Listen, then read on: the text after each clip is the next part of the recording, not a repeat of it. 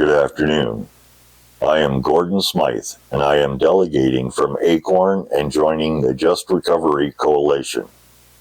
I am delegating today to urge the city to pass a budget that prioritizes investments for low-income, vulnerable Hamilton residents.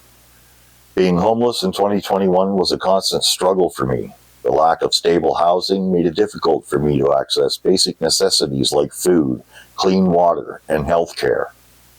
The uncertainty of where I would sleep each night took a toll on my mental health, causing feelings of hopelessness and helplessness.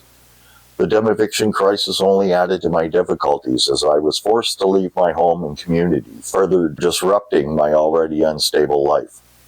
This experience has had a devastating impact on me, causing long-term harm to my physical and mental well-being.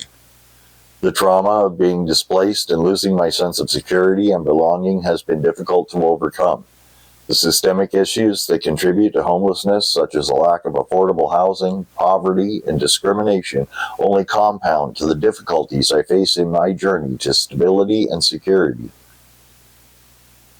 The City of Hamilton must pass a strong tenant assistance and rental replacement policy based on the tenant assistance policy from Burnaby, British Columbia, applied to all building sizes.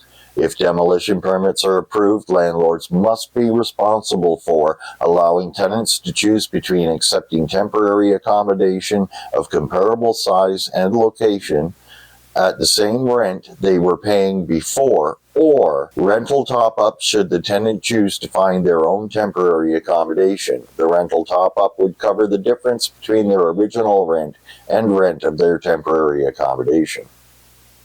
Help for tenants to find a new place and moving assistance.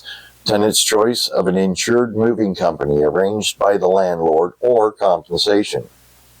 Extra support for vulnerable tenants, transportation to view interim housing units, and packing assistance for those with mobility impairments. Granting tenants the right to return to the redeveloped building at the same rent, plus any Residential Tenancy Act rent increases in a unit with the same number of bedrooms. Units lost to redevelopment must be replaced at a ratio of 1-to-1 or 30% of the total number of proposed units, whichever is greater. Replaced units must be replaced on site. Developers cannot opt out of rental replacement or be allowed to replace off-site.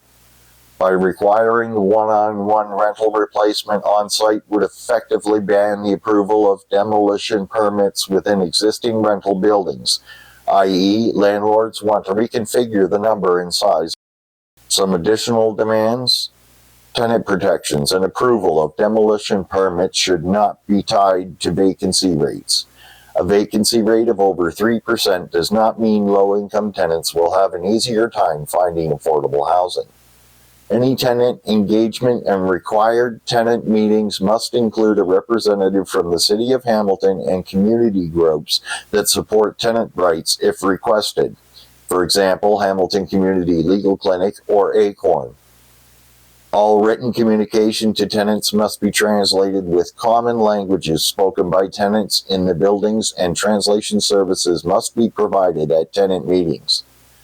Tenants must be given 100 days notice of a move-out day, 60 extra on top of 120 days required by the Residential Tenancies Act.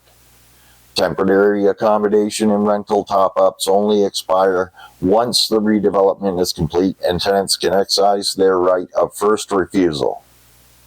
Building maintenance must continue after a notice of demolition.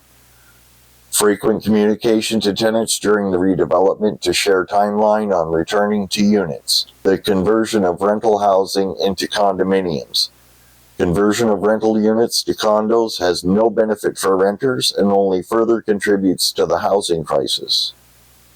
Thank you for listening to my delegation.